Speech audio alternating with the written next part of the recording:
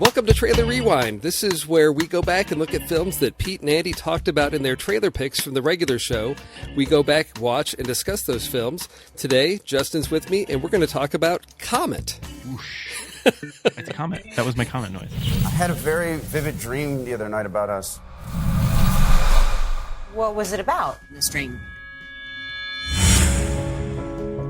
It was a dream of memories. I was wondering if I could have your number. She's with me. No, she's not. They were just memories of us over the years. You believe in love, I don't, so let's put it to the test. Date each other. You're not impressing me. I disagree. I don't mind your pessimism as much as I usually mind pessimism. That's great. I hate people who think I'm too negative. Wait, we'll say what you were going to say, and then maybe we should, not talk for a minute. I'm probably going to fall in love with you. So this was Andy's trailer pick from back in December 5th, 2014. What he said he liked about it, that it looked really interesting and had a 500 Days of Summer vibe.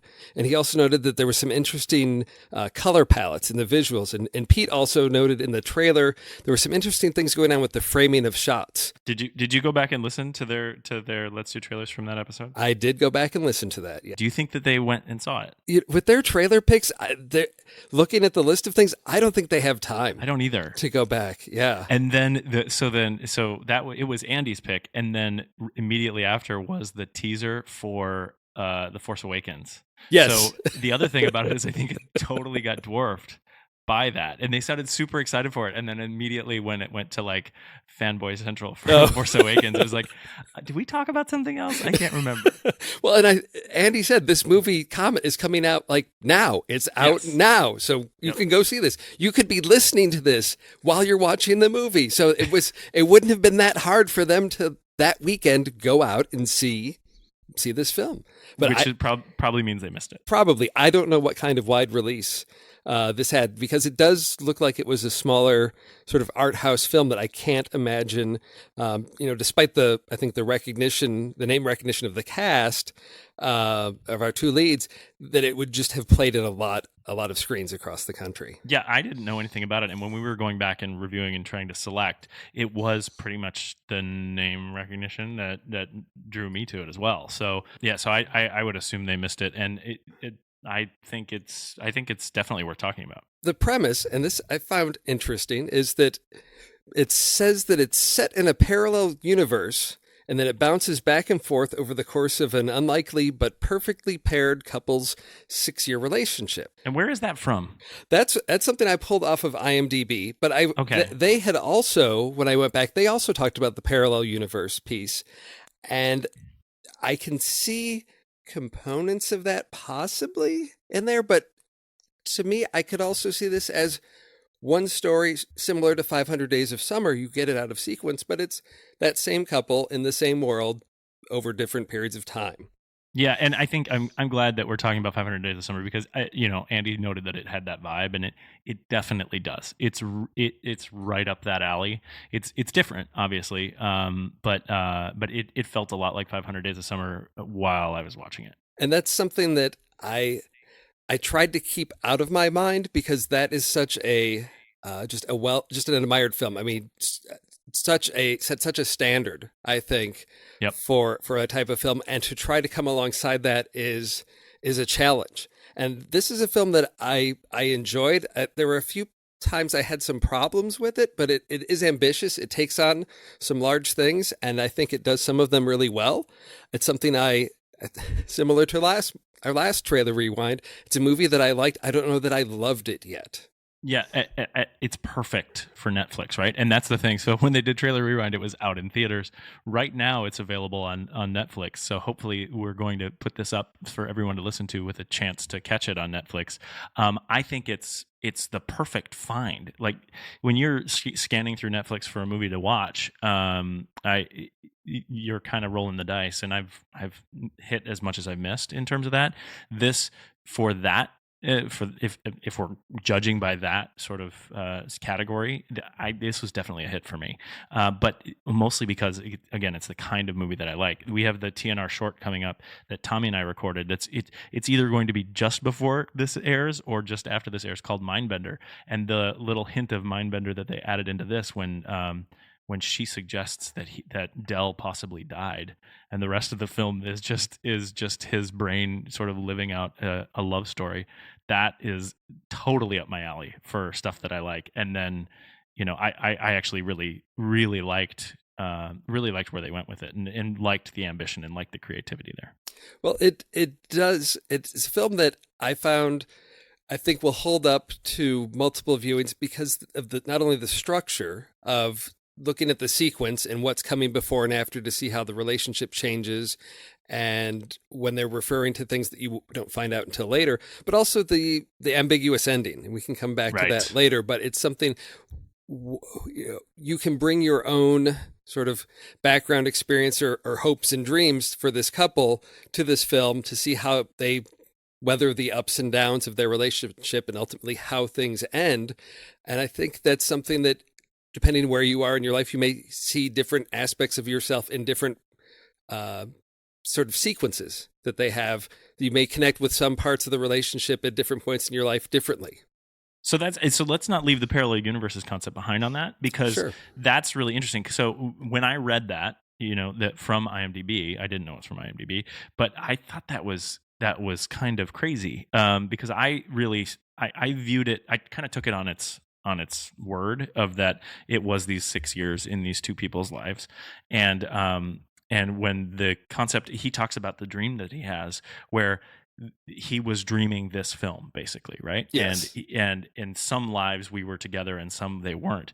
And I took that as a dream, or the statement of a dream, not really what was happening, because I can't seem to rationalize the story, the snippets, the episodic parts, and say this one's real, this one's not, this one is one universe, this one's a parallel universe, that kind of thing.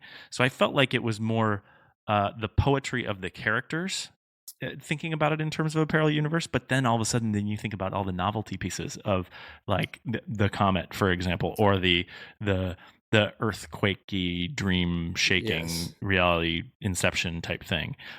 So I wonder, I mean, where did that hit for you? The one that I think caught my eye the most was there's a scene when the segment where they're on the train, and they've walked between the two cars, and they're standing at the end of the train car, and the door is there, and there's a window behind them that just has this sort of like spiral outer space galaxy there. Yeah. And that caught my attention, and I didn't know what to make of that, if this is a train that's in some alternate universe, or if it's coming back to, is he dreaming this? Is he sort of reliving through his dreams to try to do over what had gone wrong before, sort of as an attempt to fix the mistakes he had made? So it didn't distract me from the film, because I could look at this and say, I can set that all aside and say, I could look at this as straight narrative chopped up like 500 Days of Summer. But the fact that there are a lot of things that point to dreamlike aspects of this film add that other dimension to cause me to think, whose dream, if this is a dream, and why? So it's something I still haven't fallen on one side or the other, because it didn't come across as a really predominant thread that I, as a viewer, had to really wrestle with whether I was going to accept or reject that concept, because it was easy to set it aside. It didn't impose itself on me so much that I had to either say, well, I'm going to pretend that I don't see these things, or it's forcing me to deal with this.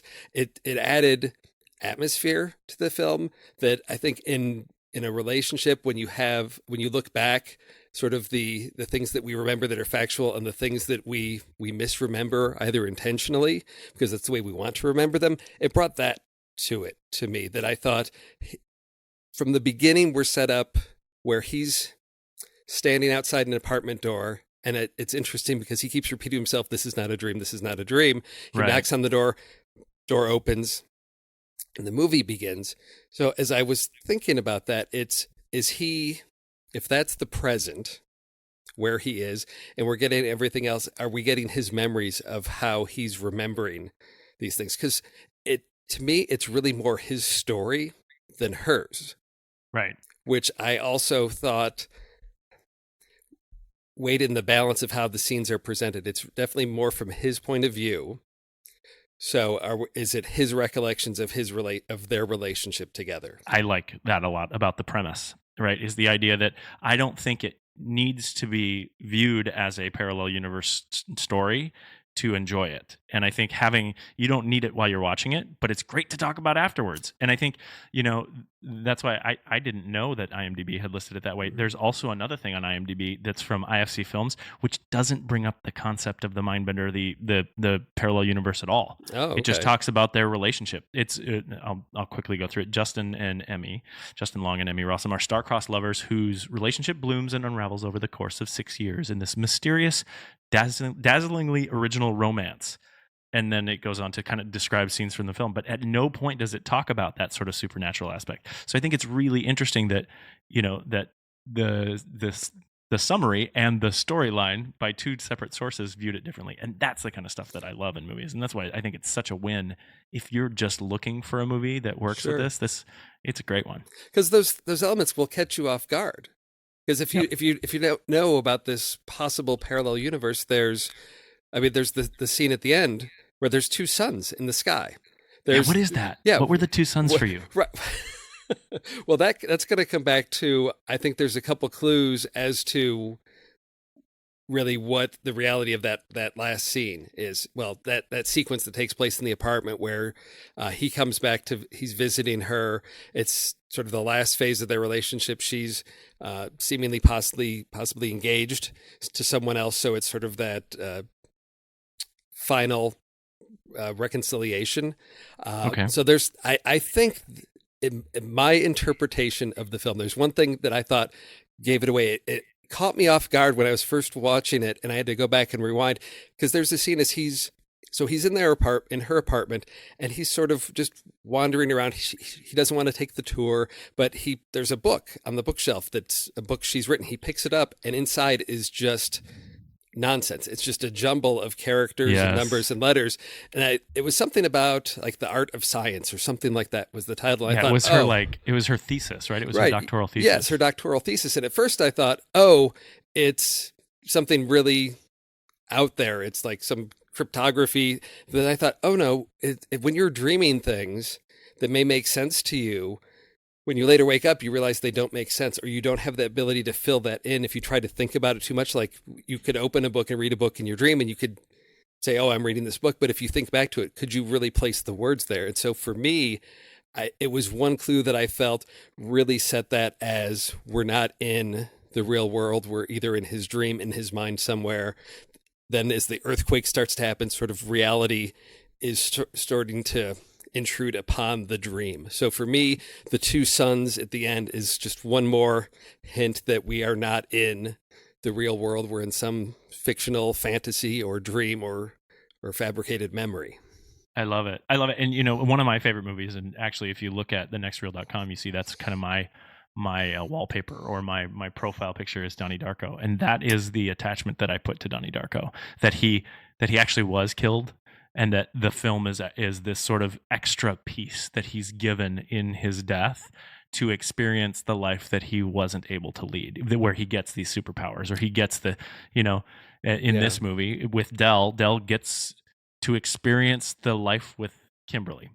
And it's not all great, but he gets the experience because he didn't have the opportunity before. I don't know if that's my interpretation of it, but I love that. I love that concept, that sort of idea in the film. And that's the thing that is so enjoyable with all the segments, that you can look at these phases of the relationship and how they're structured, sort of the dynamic of the relationships, the different points, and the part that really I found interesting was we would get references to pieces through other conversations. Early on, there's a scene, I think it's in the train, when he first is stalking her at the train station, and they talk about the wedding, her friend's wedding that they went to, and then we get that scene, and then you see, she at that point at the train station says, that was sort of the beginning of the end, and then to see that sequence play out of what he was hoping that weekend was going to be, that he's got this ring in his pocket. And for him, it's that point where he was ready to take it apparently to the next level. And that's where things fell apart. There's such tragedy Yeah, in well, those it moments. is. It's such tragedy, and if we put it into this interpretation that we're talking about a dream, it reminds you of a dream, right? Where you're trying to do something. Yes. There's something that you're grasping so much in your dream that you need to get to. The terrible thing that I'm thinking about now is if you actually have to go to the bathroom when you're sleeping, and Yes. in your dream you go to the bathroom, and for some reason you never find relief. Yes. That's a terrible metaphor for what we're talking about right here, but the ways that he is foiled in trying to propose feel that crazy in that moment, in that scene. And I like, if it is a dream, if he's experiencing that, it seems the tragedy is lessened, I guess, to me Yes. a little bit, Yeah. where I don't feel nearly as bad for him as I did when I watched it. And to be fully forward about it, I actually really loved this movie. It has a soft place in my heart. However, I felt terrible after watching it. I mean, honestly, like by the end of it, I was kind of in love with both characters for completely different reasons. But I just felt so terrible that they were tragic. It was like a star-crossed lovers thing for me. So speaking of star-crossed, that comes Yeah. back to their initial meeting as at a viewing party for a meteor shower. Yep. And it's also it's later in the film, but when we're back in that period of time where she asks him what his favorite word is, and he says comet. Yeah. And for that to be the title of the film, it's one of those things.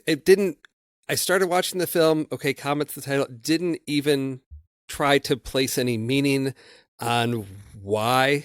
I thought, okay, meteor shower, maybe something's going to happen with a comet. Then he says it's his favorite word, and then it's left at that. The conversation moves on.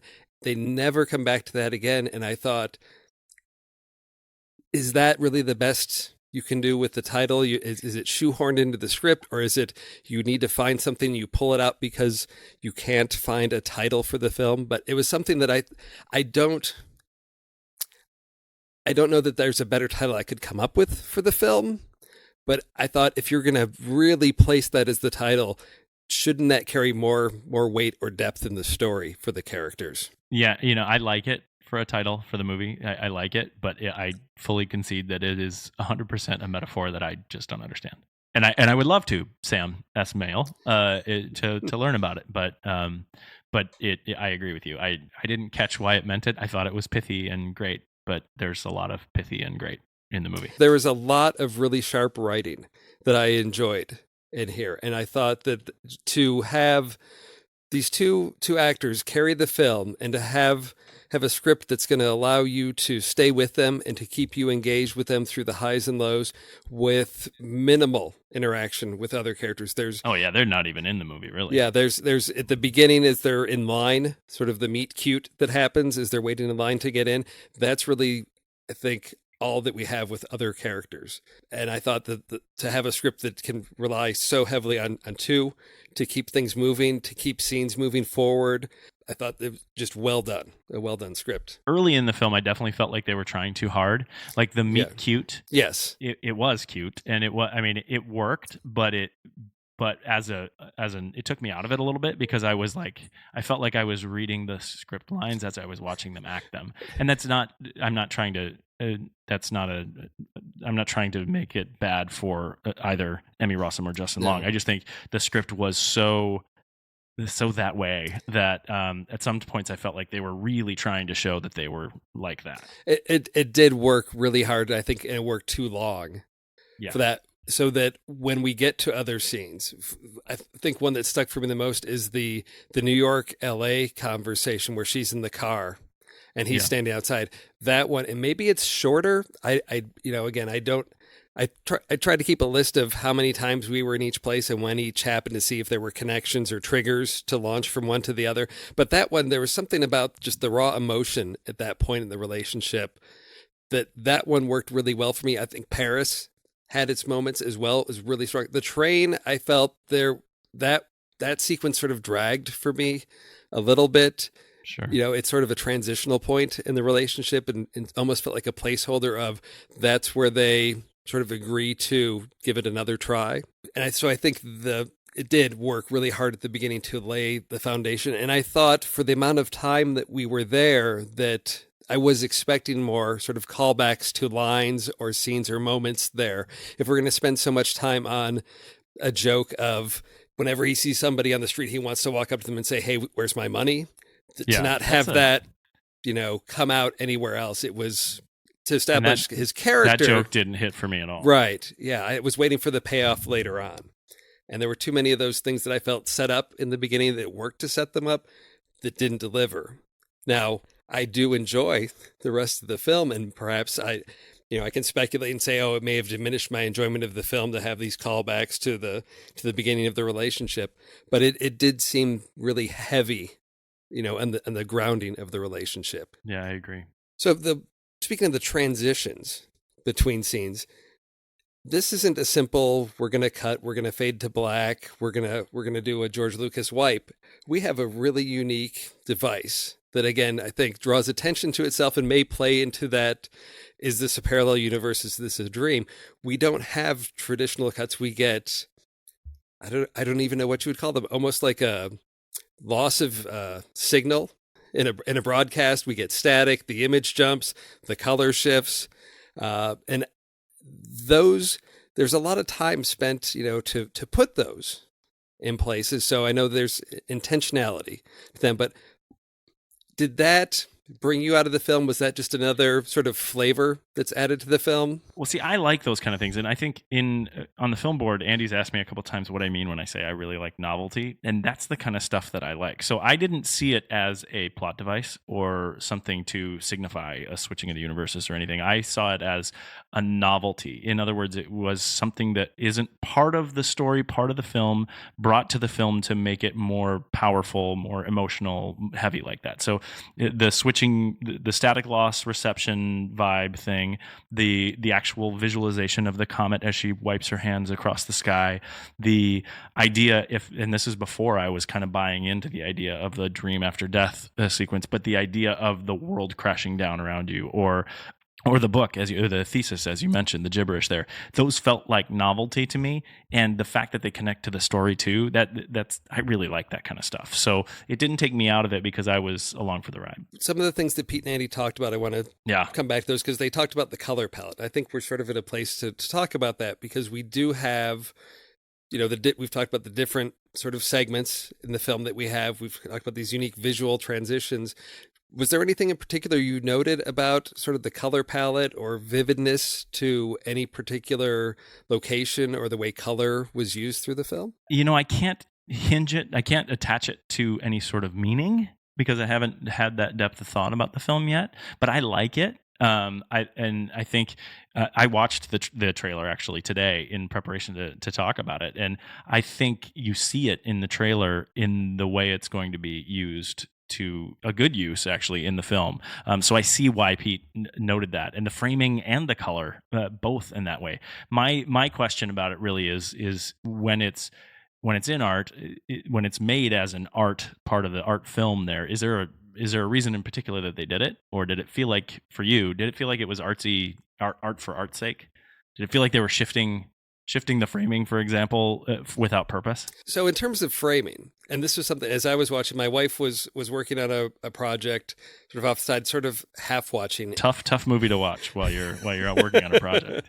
So in the background. Right. But so the things that caught her attention were that really the composition of the film, so many times as they're cutting in dialogue back and forth, she will be left screen dominant and he will be right screen dominant, or at another point he will be left screen dominant, she will be right screen dominant, to the point of, I think as Pete said, it looks like somebody kicked the tripod, because there's this scene where they've had their sort of fight as she's in the car, and that car, she's in the driver's side, and that is pushed to the far quarter of the left-hand side of the frame. So it's like the rest of the car is completely out of the frame. It's like the edge of the steering wheel is right there at the edge of the frame, because when he's talking, he's dominant on the right side of the screen. So to me, it really, as I thought about it, communicated the gap or the space between them at different points of the relationship, that visually there's always something between them, some visual space between them.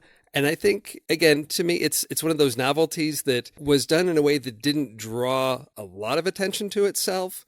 It's something that you may have thought, it's interesting, but it didn't pull me out until, it was brought to my attention. Oh, that's interesting framing. And as I watched it, I thought, keeping track sort of in the back of my mind, oh, here's some interesting ways that these shots are being set up. Now, is there something more to it if I go back to look at where they are in the dynamics of the relationship, who's sort of got the upper hand or who's more dominant, and where they're placed on the screen? Is there something at that level? I don't know. And that's where you get to the point of, I think, borderline imbuing meaning on things that may not have been intentional. Well, and it happens so much in this film that you almost feel like it's more to suggest the fact that it's askew. It's more like someone kicked the tripod because the filter with which we're watching the film is questionable. And the reason why I say that is because it's supposed to mean something. I guess in traditional movie land, right is supposed to be positive, right is the hero, and left is the villain, and movement to the right is favorable, and then movement to the left is the opposite. But I don't know. It happened so much that I wasn't able to track that, and I wasn't able to track my own feelings associated with it either. Right. So I think more it's to kind of suggest that that we're not necessarily seeing the whole of real life as we watch. When does the off-framing start? When they're waiting in line, that's not happening. It may become more exaggerated at different points, but there are scenes that even early on, they're split, that she will be always left and he will always be right. And you'll look at, so they'll be your master and she's on the left, master shot, she's on the left, he's on the right. And then even when you go to your one shot of her, rather than centering her or anything, she still remains heavily framed to the left and he'll still remain heavily framed to the right on his shot. So it's maintaining that thematic positioning. So again, the fact that it's not anything you can point to say, oh, I began noticing it at this point, tells me that it's been woven in such a way that it doesn't draw attention, but it's something that's of note, but without becoming a distraction. That's how I feel about it too. And I think part of it, speaks to the strength of the performances.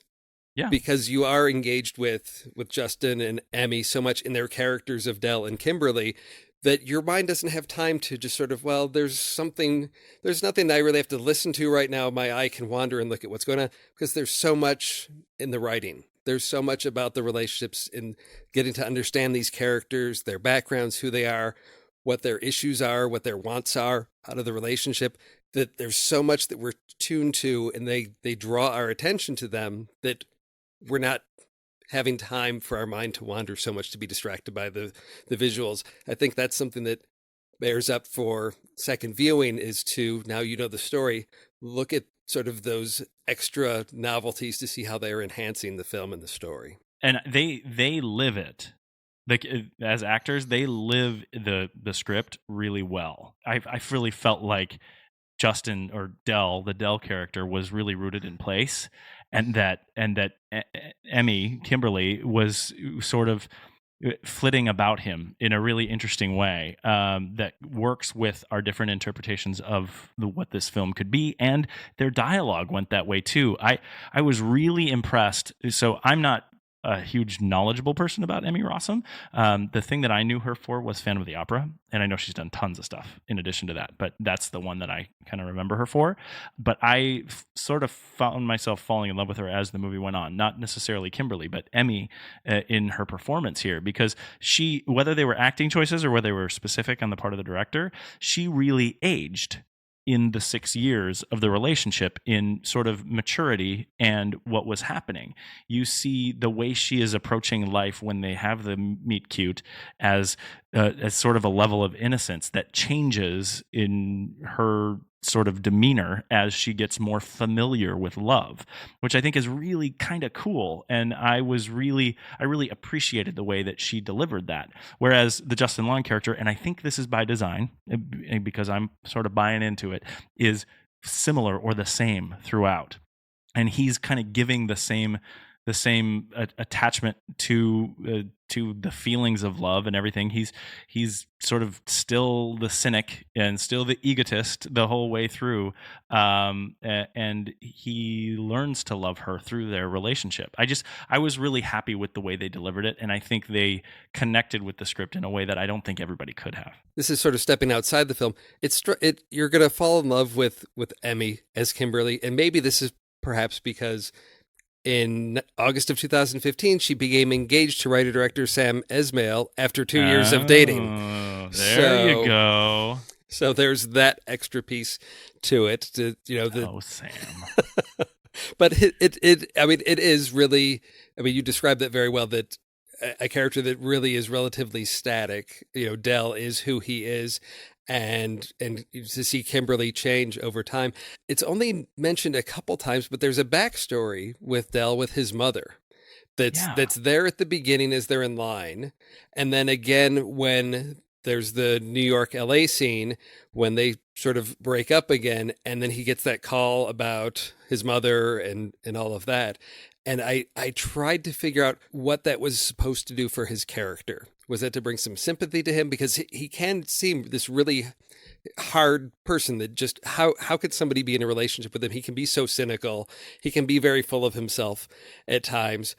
Was that to soften him up it felt like something I could remove from the film, and I wouldn't lose anything with his character. It's a good point, and I think it's really, for me, it was a vehicle to up the level of tragedy for him, and also to show his intelligence, right? The early stuff where he's talking about being a cancer researcher and how he saved his mom, and talking about his, whether it's his locus of power in affecting his life, how he feels about his ability to change outcomes at the beginning of the film versus how he is trapped in the tragedy as it continues on.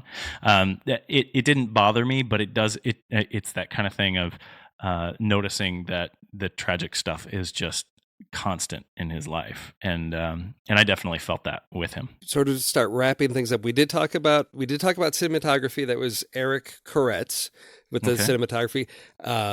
Andy's always a big fan of talking about music. I am not much of a musical person, but we've got a score by Daniel Hart. I don't know if there was anything that you wanted to discuss regarding music and its role in the film. The score was background to me. It wasn't distracting, which I think is good. It's not something that I will seek out in terms of themes or whatnot. There is one song in the film, and my interpretation of the reason why Kimberly puts on her headphones to hear the song as they're moving through the hurtling train is to distract her from her fear, which I think is interesting, and I thought the song was placed well. I'd never heard the song before, but I thought that was placed well. The rest of it was pretty much background for me. Oh, no, there's one other song. There's a song she's listening to in the car as she's driving. Oh, yeah. Roxette. So she's got that song, which I forgot about Roxette. Because she actually hangs up on him to listen to the song, which he then says something, that she only listens to that song when she's sad or something like that. Wasn't it? It Must Have Been Love. Yes, it must have been it's love. Over now. Yes, exactly. Which then, when you see what happens at that point in their relationship, another one of those. Okay, there's something here. So wrapping up, last thoughts. Any last things you want to touch on that we haven't discussed? Well, I think people should see this movie. I think if you like the kind of thing with some really smart dialogue that is going to be clever, I think it's a great find on Netflix. I don't feel bad that I missed it in the theater because it's that art house thing. I would have been pleasantly surprised had I caught it in the theater, but it's one that I think people shouldn't let go, especially if you like this kind of movie, which I do. Pete and Andy both compared it to, you mentioned 500 Days of Summer. They also compared it to Eternal Sunshine of the Spotless Mind, which is currently number one on my Flit chart because of its tragic love story. Which is a different vein, but the same kind of film. And I was moved personally about it in the way of relationships and in the way of personal frustration. I felt it with Dell, and I think it's a powerful movie in that respect. So I definitely think people should go check it out on Netflix. Yeah, I agree. This is definitely a hidden gem. It reminds me of back in the video store days, you'd look at something and say, maybe I'll give this a shot, and you discover sort of those direct to video releases, or just flipping through channels, coming across something one night. This is one of those finds, and I hope more people seek this out. It is available on Netflix. It's a nice little film that I think will take you on a little emotional ride, but it's well put together. So I definitely recommend this one. Where'd this one end up on your flick chart for you? Really high, actually. So my full flick chart is 107 movies, and this one came in at number 23, which is sandwiched in between Time Bandits and Spectre. It's above Spectre and below Time Bandits, which is really high. That is really high. The interesting thing also to note is that just above Time Bandits for me is 500 Days of Summer. Oh, so okay. It's right there in terms of relationships, and I like this kind of stuff. It connected with me. How about you? It didn't score as high for me, and this was something that I thought about, sort of where I am in my life, because there are sometimes I've seen movies like these. There was one, probably about 20 years ago. It was a Zach Braff film where he was in this relationship and it was getting serious, and then he encountered this old flame from high school and sort of dropped everything and sort of went to live this last wild fling lifestyle. And it was sort of that story of the fear of growing up. And I was at a point in my life where I was like, I've been married for years. I'm like, I can't connect to this story. It's like, dude, grow up, man up. And so for this, I think, having been married for a long time, not that I don't appreciate a good love story, it's something that I enjoyed, but I think maybe for a younger audience may really connect with these characters a little bit more. So it didn't score quite as high, although I do love a good romantic comedy. For me, it's 133 out of 173, sandwiched right between Fast and the Furious. It's below Fast and the Furious and just above To the Wonder, which is another sort of interesting visual romantic love story. That's a Terrence Malick's film that had Ben Affleck in it. Very cool. So that's interesting. Did it actually make you choose between Fast and the Furious and this movie and Comet? No, it actually made me choose between To the Wonder and Comet. Okay. And I actually chose Comet because To the Wonder, although I love Malick's films, there was something that one just didn't come together, and I appreciate the artistry in that, but between the two, I'm definitely more likely to put on Comet and watch that one again. Right, and I just was thinking about how do you compare to Fast and the Furious? Fast and the Furious and Comet. That's the flick chart hate crimes. More cars. that do happen. Well, I think awesome. I think we definitely need to recommend Pete and Andy set aside some time in their busy schedules to check this one out, because we know where everyone ended up with The Force Awakens and how they felt about that. So to not let this one be overshadowed by that. And it was. Yes. It was overshadowed. Do you think, and that's a good question, do you think Pete and Andy, after our last trailer rewind, do you think they went back and watched The Young Ones? I don't know. We need to ask them. I don't think that we're going to ask them. We're going to hold them accountable to that. Because I think that's the number one outcome that can come from Trailer Rewind, is that they find the movies that they initially liked, and we will make sure that they're okay. We are just we're tasters for the royal family. We're making sure that it's okay, that they're not having poison soup. I like that, and I'd be interested to hear their takes on this. And I think any of you listeners out there is, we'd love to hear your take on this film. Send it into us. Yeah, send us in what do you think about that ending? Because I think there's some ambiguity to that. What do you make of this film? The parallel universe piece, is that something that's really important to you, or is it something you can set aside? Let us know. Drop us a line over at the next reel. Awesome. Well, Justin, it's been a pleasure speaking with you tonight. Yeah, great time. I'm excited to do the next one. All right. Well, we don't have an official sign-off. No, that's right. We're going to work on that. Okay. We will get an official sign-off. This is still experimental phases. We hope you guys like it, and will join us again. All right. Good night. See ya.